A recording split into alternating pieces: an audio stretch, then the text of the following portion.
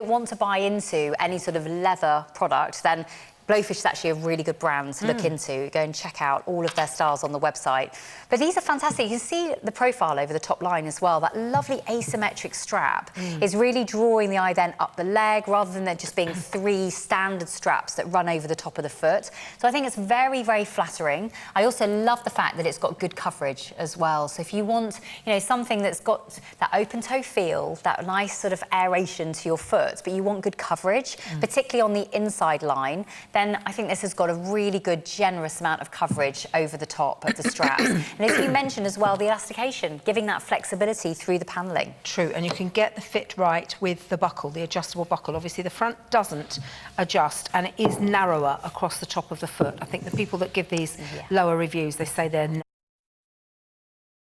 pick up too much of your weight. Now, Kelly's a 7. Are you ever 7.5, Kelly?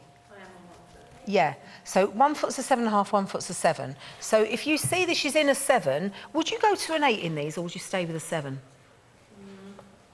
Probably stay with a 7.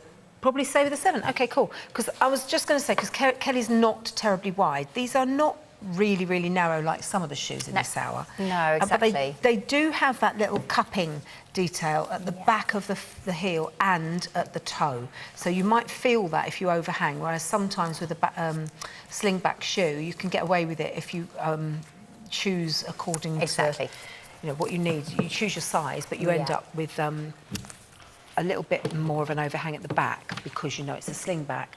But 42.96 is the coverage. I think it's so important.